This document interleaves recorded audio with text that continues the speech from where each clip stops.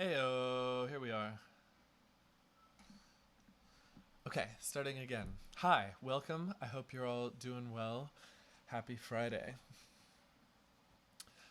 Today we are going to dive deep into the Wavetable synthesizer, which is a new feature of Live 10. If you don't have Wavetable under your instruments panel, apologies. You can stick around and learn general synthesizer principles. Wavetable is probably the most popular modern type of synthesizer software. It's like Serum is another product that so many people have. It's a synth that you can buy that works pretty much exactly the same way as Wavetable. But Wavetable's the one designed by Ableton, and I found it really beautiful and intuitive, and the sounds that you can get out of it, great. Can you hear me? Should I start again? Let me know.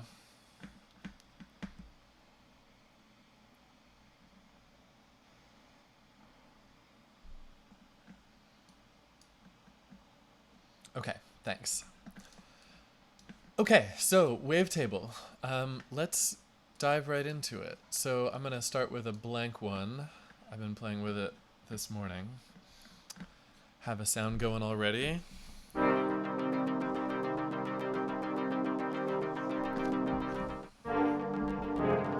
But let's build it up from scratch. Let's talk through each part. I'm going to connect it to our past classes. Ideas, a lot of the same things are in play here. We've got envelopes, we have Lfos, and we have sound sources that are oscillators. And we have a filter. So all of these elements are exactly the same as pretty much all of the other synths that we've looked at.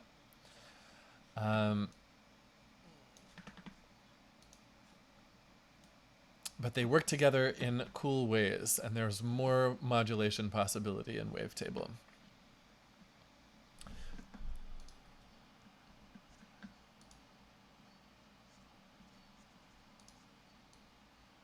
Let's see if I get it as big as I can. Okay.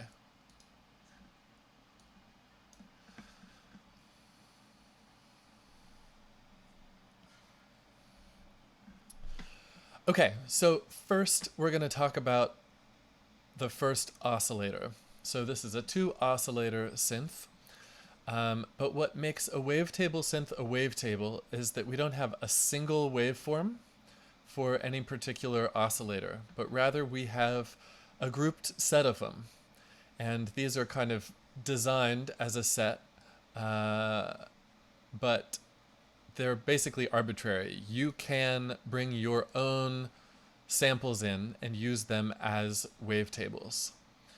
So a wavetable, it's basically just as if we had on one of our other synths this sine wave kind of shape and these other shapes that we could smoothly modulate through.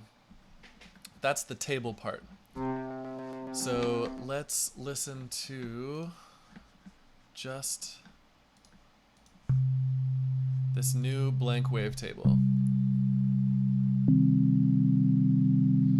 Cool. So right now we're just playing through this sine wave.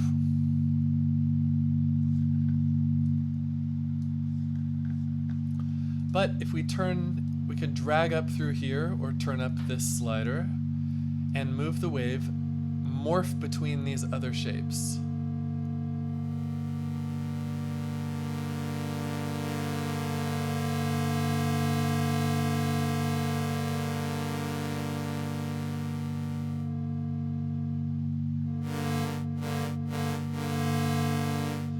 So by having a couple of different waveforms that we can morph through, we can create a kind of modulation that we didn't have in the other synths. We couldn't really modulate between different waveforms, and what this does is gives us more possibilities for changing color, evolving sounds, just a more dynamic source sound. So up here we have collections of these waveforms, and there's a huge range of them.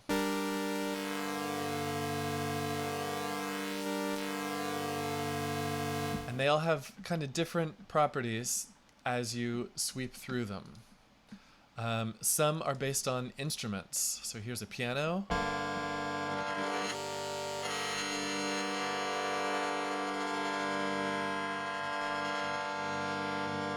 And so probably they just recorded one piano note and took little slices, and these are all different slices from different points of a piano sound.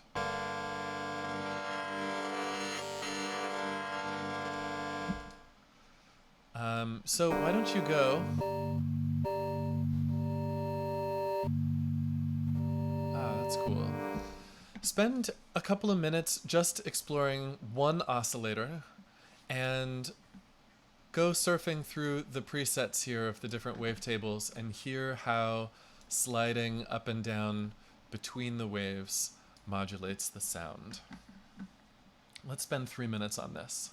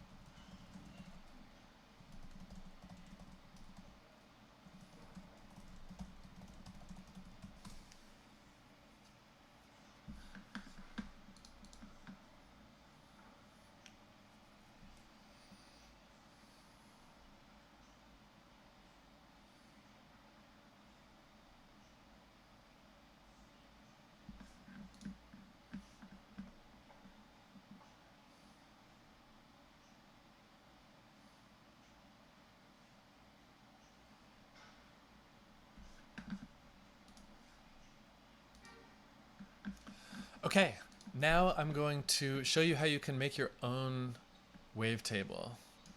So I'm going to pick user from the categories, and then it says drop sample here. So let's make a wavetable from a kick drum. So I'm not sure how it grabs which slices of it, but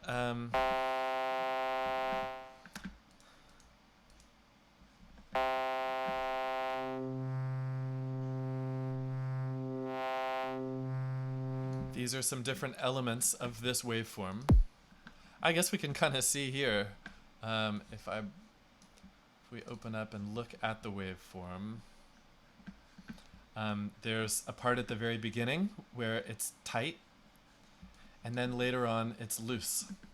And so we can see here in Wavetable at our bottom we have part of that tight attack, and then we have the low frequency, looser waves follow. So I got a question from Lucas. Why doesn't the piano preset sound like a piano? Let's pull that up.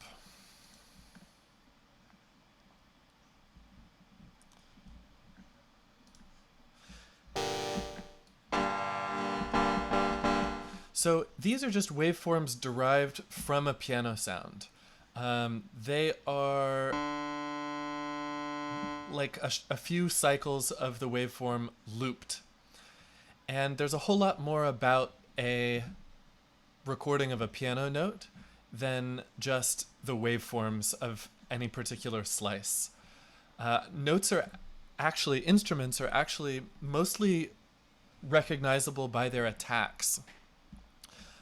If you chop off the attack of different instruments and you just play the sustain of their sound, it becomes very hard to tell apart even really different instruments, like a piano or a horn or something. The sustain of the sound is just not that unique. It's really the attack of the sound that gives you lots of key information about which instrument it is. And in the case of the piano, it's a hammer hitting a string at the beginning. And there's no hammer modeled here, there's no striking modeled here. It's really just little bits of the resonance of the sustain of the piano getting looped, which is not really how a piano works. So you could think of these instruments as wavetables derived from instruments, but they're not like presets designed to model particular instruments. Though you could probably make a pretty good string sound if you used the strings and thought about some other things that make strings sound like strings. Some vibrato, maybe a slower attack, maybe a little bit of noise. You could probably build something, model something, but just by itself, the waveform itself is not a modeling of a whole instrument sound. Yeah, and Zach asked a question, if I drop in a polyphonic sample like a chord or something, it still sounds like a single note when it makes the wavetable. We can just zoom out, small theoretical detour to kind of lay the foundation for this. When we take a sound, I'm going to take this kick drum again and put it in our simpler as just a really simple wavetable situation. So here we can do what the wavetable is doing and zoom in on a particular part of it. So the kick sounds like this. But if we take a little slice of it and loop it,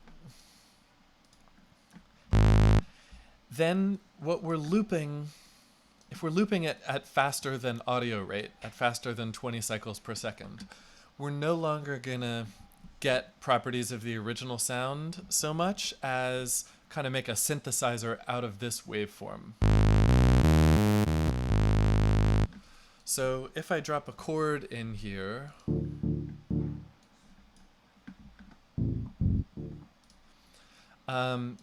basically any material that we drop in here is going to kind of turn into a note when we reduce it to a short waveform like this.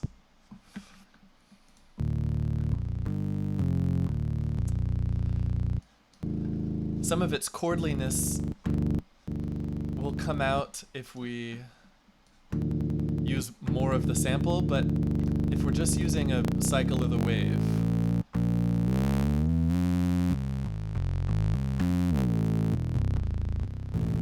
we get more like a single tone, because what's creating the tone is the cycling at audio rate, not the initial original frequencies going on in here. Okay, hopefully that was useful and also shows you I mean, what we were doing is basically what Wavetable is doing. It's taking little slices of the sound, looping them, and then stacking those slices together so we can easily swoop through. I don't really know, Alyssa, about which sounds are compatible to be dropped in or not. I'd have to do some experimenting.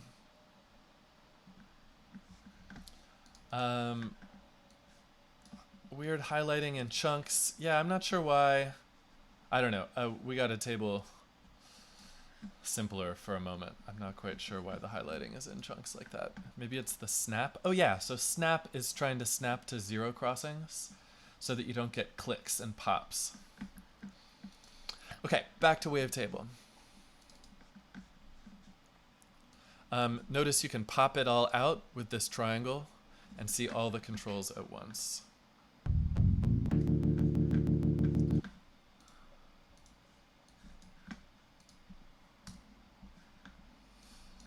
Okay. And arm.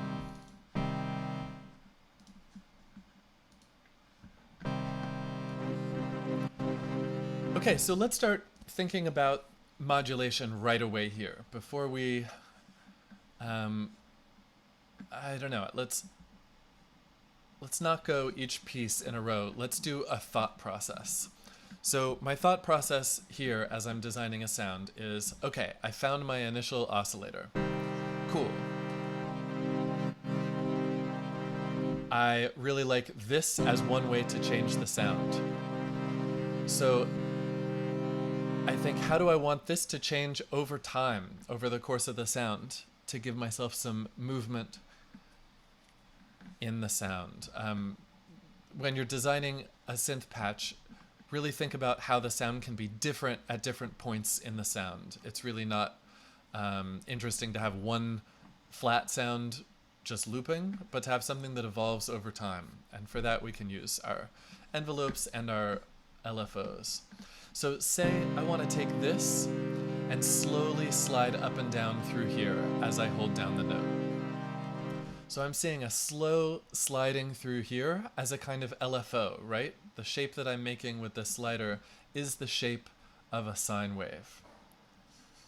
So we've got this LFO1, and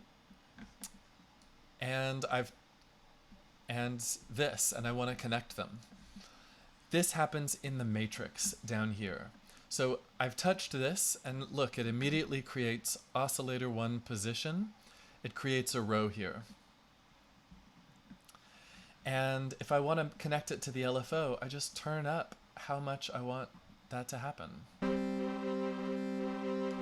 And we can see the LFO now modulating the wave position. If I want to slow it down, I can change the value here or just pull up and down on the LFO waveform. I can change the shape of the waveform. I can change the amount so that it just slides through a small space here or a big space. I can morph that sound, that wave with the shape. Now it's like a plateau with these intermittent fast slides. It's kind of cool. I'm going to do a little of that.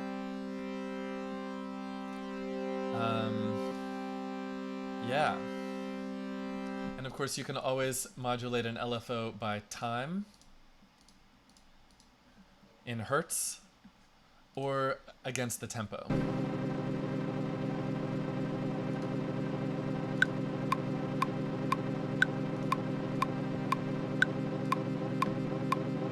So now it's sweeping in time.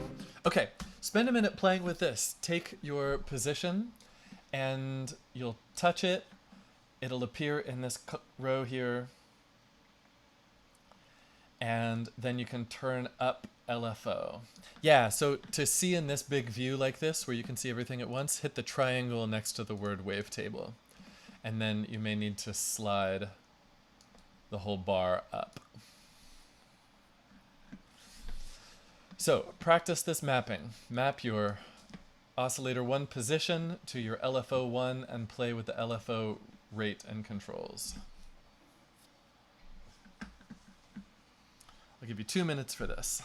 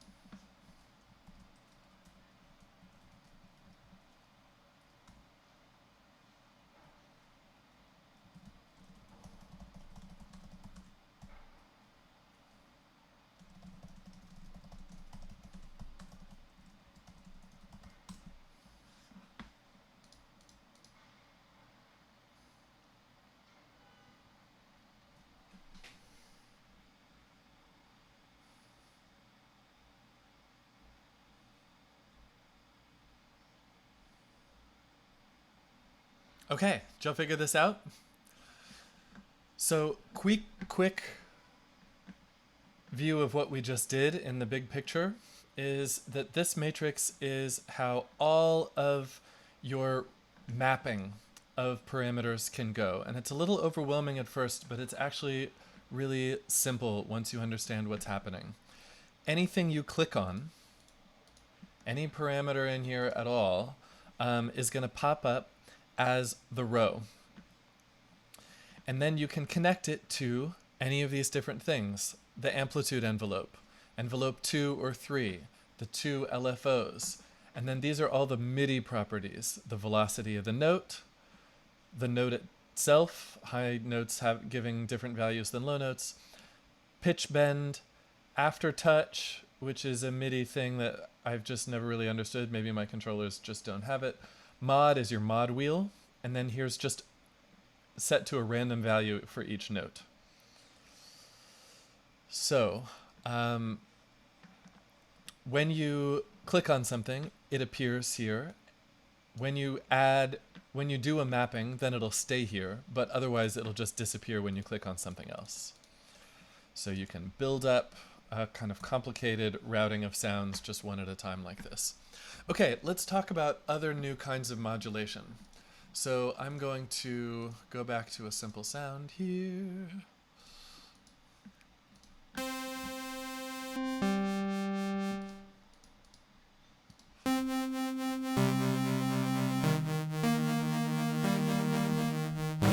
Oh, thanks, Lucas. It's the pressure you put on the keys after you touch it. I think that my keyboard just doesn't do that. Though I guess we could find out. I'm going to map my second oscillator gain to my aftertouch by clicking on it and then turning it up in the aftertouch column, and then I'll play a note and press different volumes and see if it goes up and down. No. Okay.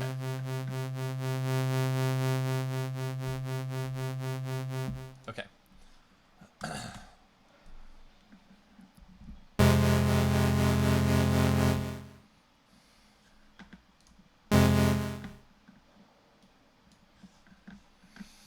Okay, so there are a couple of other ways to modulate. So this one is a new idea for us based on other synthesizers. And we've got a couple more here. So we have FM. FM is like what we were doing last week with Operator, where it's going to add another oscillator that modulates the frequency of this really fast. Tune is kind of like in Operator, our gross and our fine knobs together. So 50% is 1 octave, like turning gross, or what is it? Was it gross? I forget the name of it in Operator, but not the fine tune knob, turning it up 1 degree. So this is going to be 1 octave above, and 100 is 2 octaves above. And then values in between are going to be like the fine-tune knob, giving you inharmonic overtones. So if I turn up a mount,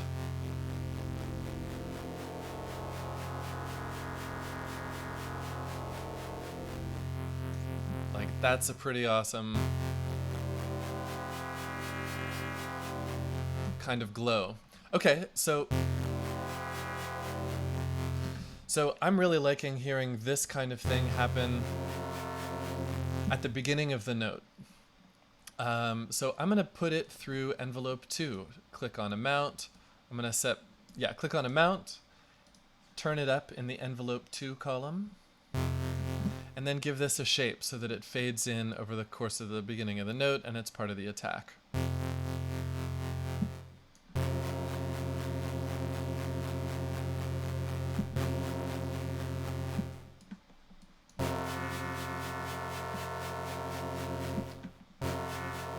Wow. Great.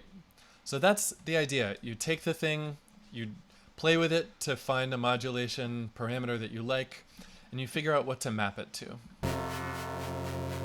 So there are other ones here too. So that's FM modulation. Classic, we have 2 choices here. Pulse width modulation, which is a little hard to describe. Sync, which is really hard to describe, but both of which are represented visually really well here. And it's really just about the sound. So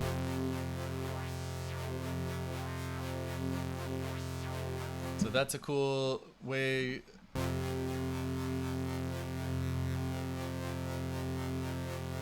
Sync in some cases is a really dramatic difference. I'm not quite sure.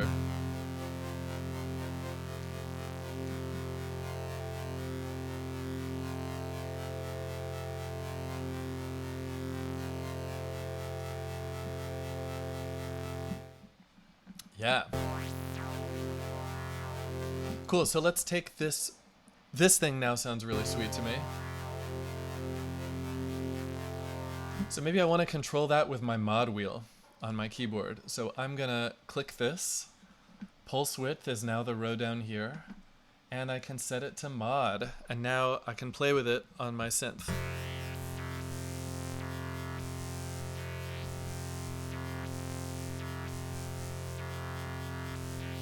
Oh, it's also doing my position, so I want to turn that off.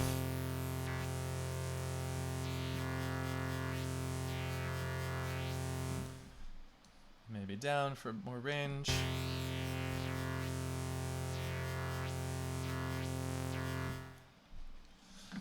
And last we have modern, which are just two more options for how to mess with these sounds, and they can both sound great. I'm going to turn down my LFO for the moment.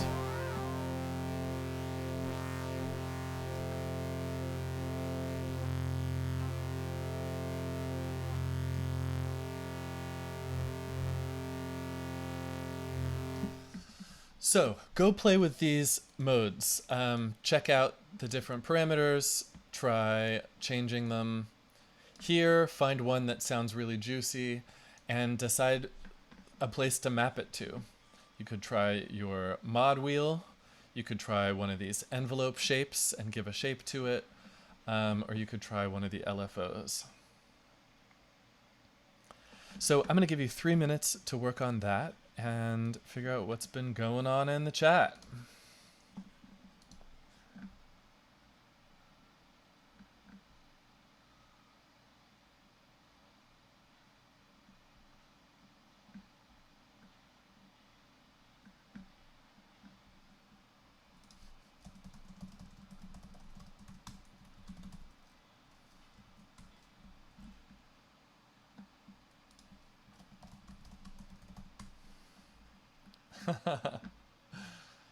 Cool, we got a raid. Thanks for coming by, everybody. I teach classes here 3 times a week. If you want to find out about them, hit the heart button above to follow this channel. There are tons of past classes. I've been doing this now for 3 months, 3 times a week. There are all kinds of classes up, including a beginner series for Ableton. Past classes are also available on YouTube. Click on the link down below to follow me there. And there's an email mailing list with everything. So if you're interested in Ableton and want to learn more, come back.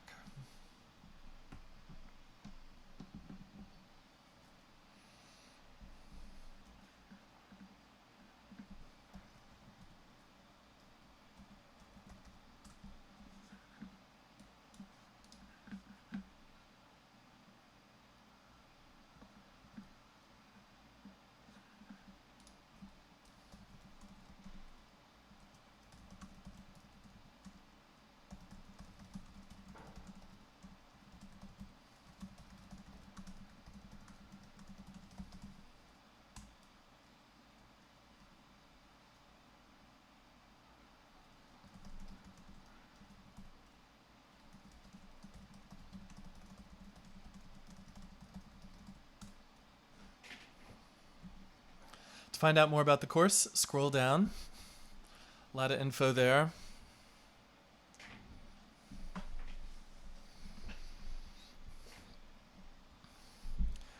And I just want to encourage you again to hit that follow button at the top.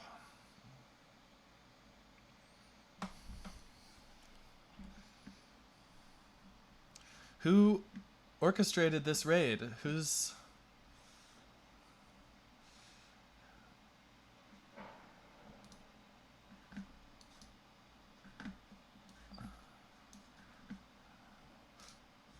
Mo Falk?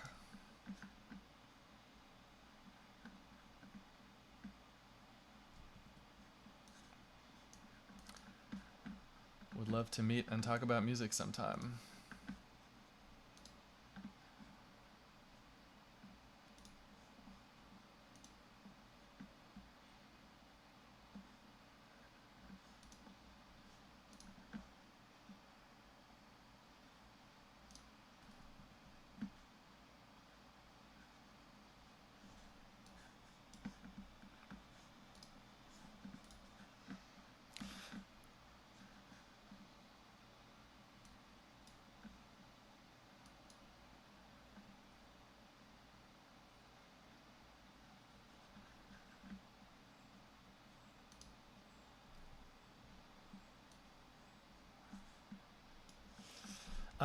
thinking about Zach's question, quick nerdy question. If something modulates itself in the mod matrix, what happens? Does it turn to an exponential curve?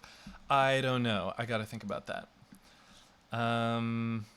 Lucas, I tried to link the LFO and the amount of effect, but it did not work. You're having all kinds of trouble, Lucas. I'm sorry about that. Did you get the oscillator working? I know you're having trouble with that in the first place. And you did it to the LFO. Did you also, you need to turn up a mount on LFO, and I don't know. I think it should just work. I'm going to keep going, see if you can figure it out, and we could loop back in the next time and see if I can help. Cool. Mo Folk Music on Spotify. I will check you out. Thanks, man. Okay. So these are new modulation possibilities in Wavetable based on the synths that we've talked about in the past. And now you've seen how we can modulate them with our shapes here. I want to dive in now to, well, let's just finish out on the oscillator. So you've got transpose controls here. You can bring it up semitones. You can make it as much as 2 octaves, so you can take your 2 synths and have one in a low octave and one in a high octave. Or a nice thing to do is also to do a fifth, which is 7 semitones, which is like having one of the low harmonics of this fundamental tone. This is a value that's going to blend in together and make a single note rather than sounding like a chord.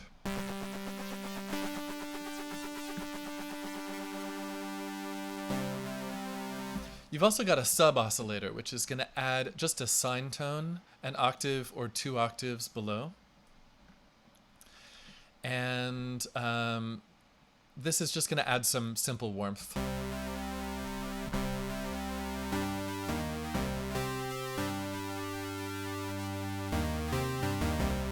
To the sound. That sounds pretty great.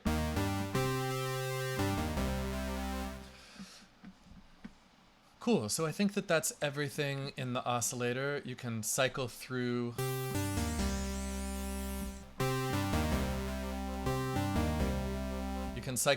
presets with these. Oh, and last, there's another whole view for the waveform that's really sweet. Check this out. You hit the circle up here and you get a polar pattern. So this is actually each of these waveforms. This waveform is wrapped in a circle around the center here. And that's, so time goes clockwise.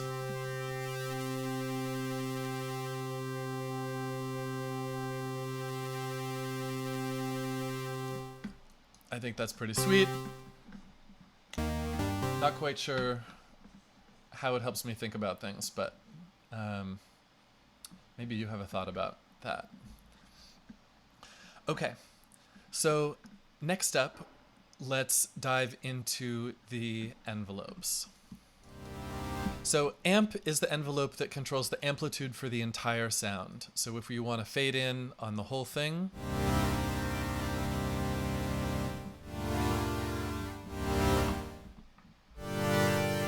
you can add it here. This is another ADSR envelope. We've talked about this each week. How much time does it take to reach the attack volume? And then it immediately decays to a sustain volume, which is some percentage of the maximum volume. And this is where it hangs out until you release the key. So if you have a fast attack and a fast decay and a low sustain time, then you end up with a big ping at the beginning of the note, and it becomes really good for like an arpeggiation.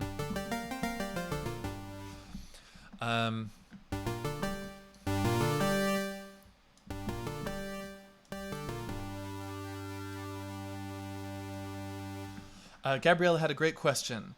Is Oscillator 2 modulating Oscillator 1, or are they happening in parallel? These are happening in parallel. This is not like Operator, where this is modulating this. They are two just summed together sounds. So as I was talking about before, in talking about what makes a piano sound like a piano, I was talking about the importance of the attack. And so it's the same in our synths. The type of instrument is really primarily defined by the attack of the sound. Again, let's go through just a couple of categories. Fast attack, big fall off, and fast decay gives you something plucky.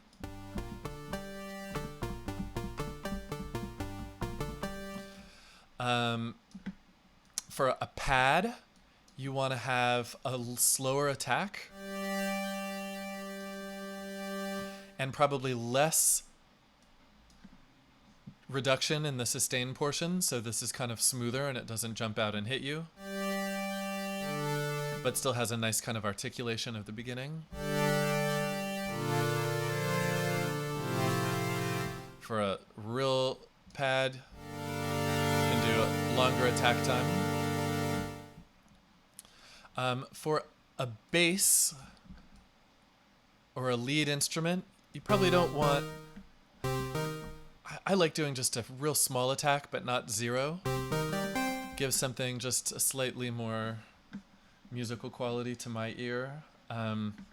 For a bass for this sound, or a lead, you might want to switch to mono down here. So this is mono. Now we can only play one note at a time, and it's much more appropriate for a bass.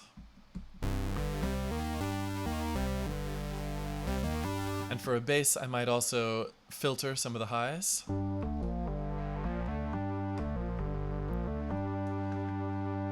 I might actually want to put the filter on an envelope too. So I hit the note, and it has one of these guys on it. So to make that automatic, I can click on this for the frequency, map it to my envelope 2. And maybe not so much. And now this shape, envelope 2, controls my frequency.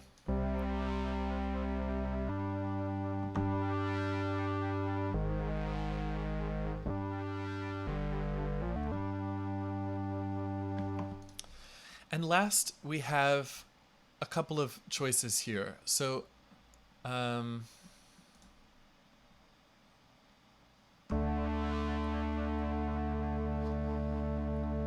is the normal mode that I've been describing, where it holds sustain until you let go. Trigger is going to play the whole thing straight through, no matter how long I hold the note.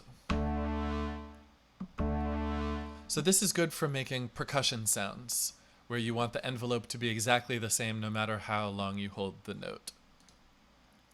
And then you can also have a looping filter, which is kind of like another LFO. So I'm going to set this to none for my amplitude of the whole note. But we kind of get another LFO out of this if we turn on loop. So now it's going to loop this shape and whatever it controls.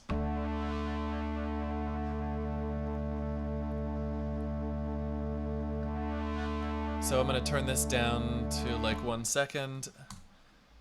Oh, 1000 milliseconds, 500 milliseconds, and release of 500 milliseconds. And now it's looping this thing over and over, and whatever it's controlling.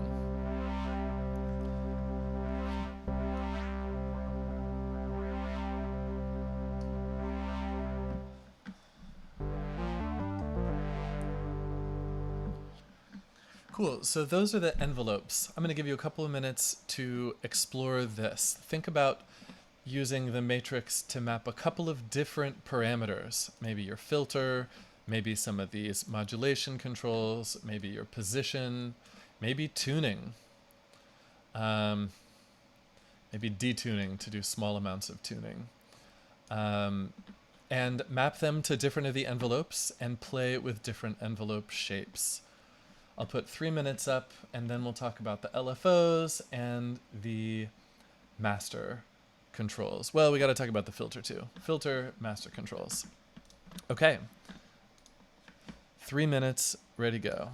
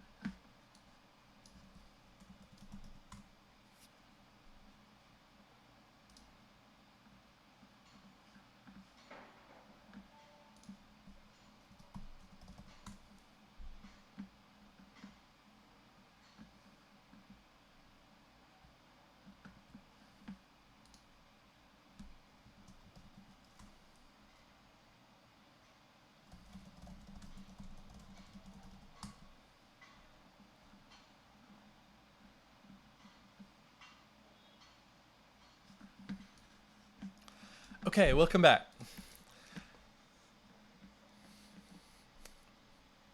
We are now going to talk about the LFO. So this is pretty simple. Hopefully this is familiar for you. I think about an envelope as a single shape over the course of a sound, and the LFO is all about a repeating shape. Of course, loop mode excluded here, but basically an envelope is for making a single shape over the course of a sound, and the LFO is the same idea, it's just making a repeating shape. So we can choose different shapes here. This is random, the last one.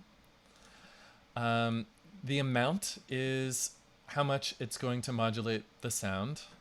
If this is modulating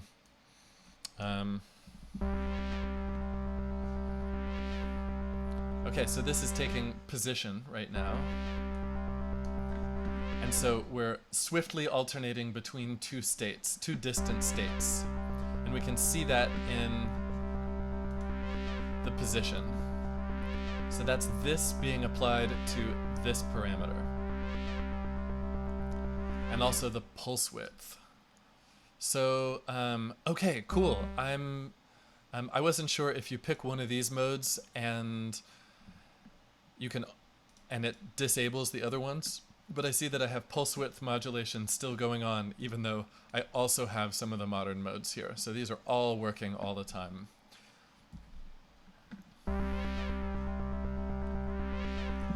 You can put an attack on an LFO so that it doesn't kick in until later.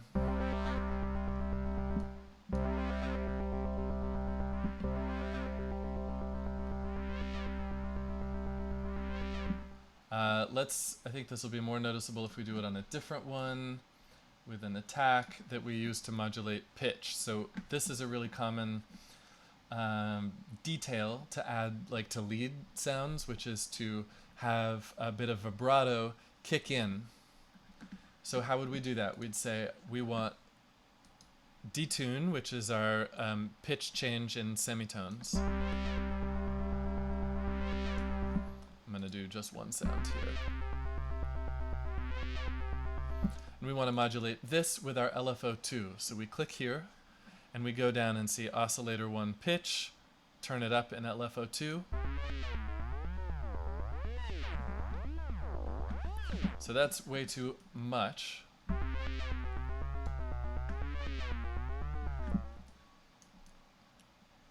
So now we're going to hear it start small, the bend start small, and then get bigger.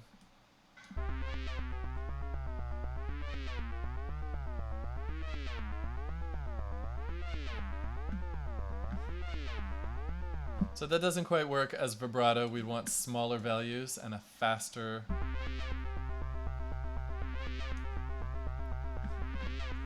And it's just hard with this LFO going on to here, but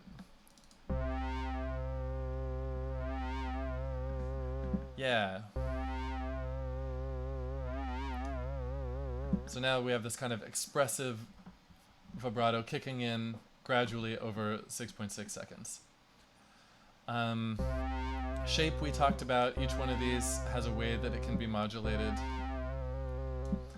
And offset just slides it. You can map it to tempo or to time. And then R is for retrigger. When it's turned on, it's going to start each note with its own LFO. So you can have notes with out of sync LFOs with retrigger on, and you could turn it off and it will synchronize all of your notes.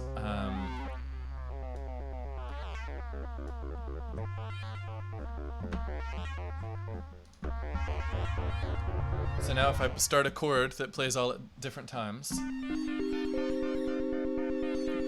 all of these things are bouncing at the same time. But if I turn this on and I strum a chord,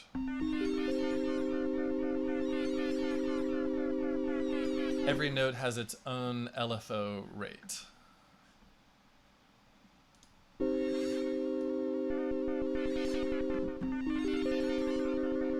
And you get a much more complex overall texture. So, Matty Few's asking about the values in the matrix, negative versus positive. So some of these parameters are multiplicative and some of them are additive. And to figure out which are which, you need to check in the manual.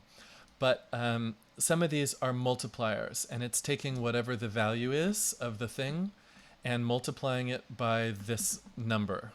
I presume at its peak, it's multiplying 53 times whatever you've linked it to at this moment. I could be a little wrong about these details, but basically a greater value is going to get wider swings between the states. So that's, yeah, this is kind of how much it's applying that shape to this sound. So some multiply a value, some add a value, and I recommend you to the manual for more info. Negative and positive, this is where maybe the additive ones and the multiplicative ones are going to sound different. I'm not really sure. But it's going to be different for different parameters, so use your ears first. I don't have a blanket idea for you. You do have a global amount, which is going to change how much all of these are operating. It's just going to scale them. Oh, and check this out. There's time. I haven't looked at this yet, but I'm looking over at the help. This will speed up or slow down all of your envelopes and LFOs. Okay, let me blaze through the last couple of things here. Let's see. We have a filter. We have two different nodes. This is just like EQ that we've seen before. Really, really common to modulate frequency and or resonance in envelopes or in LFO in sounds. It's probably the most common thing to modulate is the filter. So think about how you can use the filter as well as the amplitude to create an overall envelope for your sound so that it's like brighter at the beginning and then gets darker or slowly brightens over time in a pad, something like this. You have different modes here, and these are a little bit opaque. They're basically, clean is kind of a digital filter, and these are modeled on how different analog filters work on obscure legacy synthesizers.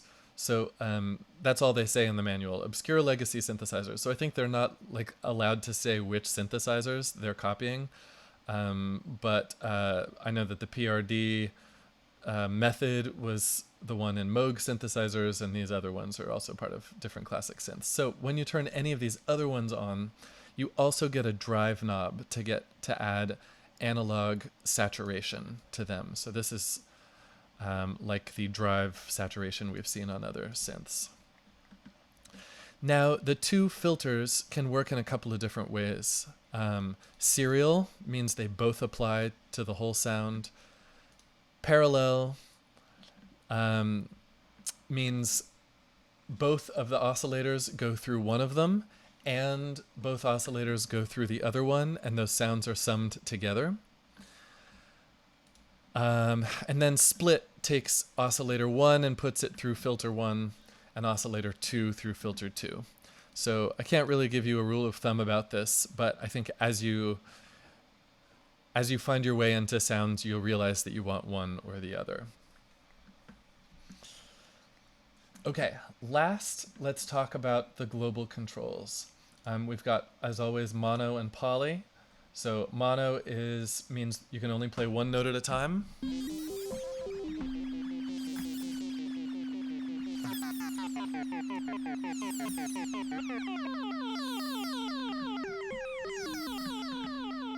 I'm just not into the sound. I'm never really paying attention to making good choices when I'm also thinking about explaining, but why is it like that? Oh, it's the pitch. That's right. Okay. So mono's good for bass lines, and you can turn up glide. And you'll get a nice bend between each note.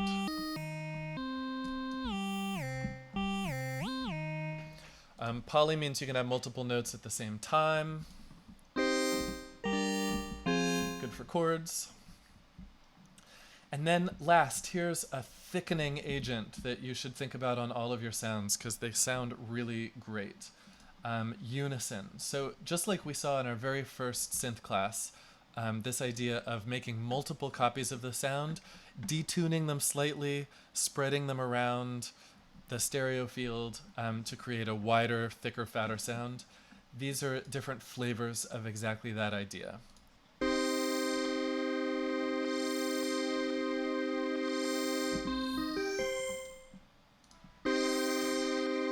And they each just have different flavors, so check it out. This has a nice kind of like chorusing effect. This adds some noise. And then the last thing I want to say is just remember that a synth is just the building block of a sound. So all of these are going to sound better with some reverb.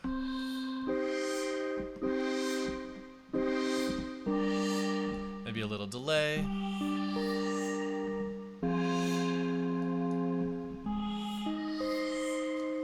And with some effects, these things really come alive. So even if you're, design the best sound that you can with the wavetable, but it's still going to sound kind of synthy and clean. But remember that you can make anything into anything. So this is just the first building block. Okay, thanks for coming by. I would love to hear synth wavetable things that you make. My challenge for you is to make a couple of sounds that you really love and store them. Anytime you spend some time making a sound, hit the floppy disk icon. I recommend giving anything that you make, your initials up front. That way you can easily distinguish. I can just search in, well, I should maybe be more specific now that I think about it. But yeah, I can quickly see, maybe I should do like _EC. I don't know. Best practice would be to do something unique in all of your file names so you can quickly find all the stuff that you make.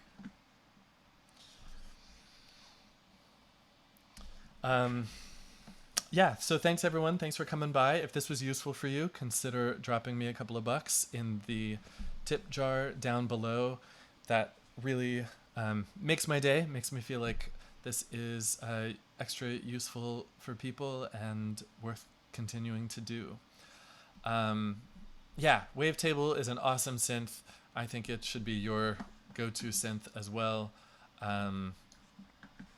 And yeah, if you're a Serum person, it's all basically the same ideas, just kind of a different layout. And I think Serum has maybe a couple more things in it, like a couple more envelopes and LFOs and oscillators. But the basic sounds are, the basic principles are the same, and they both can make really awesome, great sounds. So, more classes next week. This Saturday, I'm a couple of days behind on my email, so I'm going to figure out what is going on for Saturday studio class. But come on back. We'll take a look at somebody's project on Saturday at 1 and work on it and make it better. And yeah, that is all. If you're new today, thanks so much for coming by. Come back. Keep in touch. And I just want to spread this, I want to pay forward this rating situation for someone else who brought a bunch of people to me a couple of weeks ago. Yeah, Alyssa, definitely. I have yours and one or two other people's in my inbox, and I just haven't considered, I haven't listened to any of them yet. So I'm going to look at them and see which one I think would be most relevant to what we've been doing, so I can make as many connections as possible. Yeah, so I will send those of you who sent me projects emails shortly. But yeah, I want to raid another music teacher now. If you want to stick around for a minute and go see. Another great music teacher. I'm not sure that what he's doing right now is that useful for you, because I think he's working in GarageBand right now, but I've seen, he teaches all the time. Really smart guy, cool stuff, fun hang. So let's see if I can figure out how to do this. So yeah, in a moment I'm going to send you all there, and I don't know, just say hi and stick around and follow him if you think you want to come back.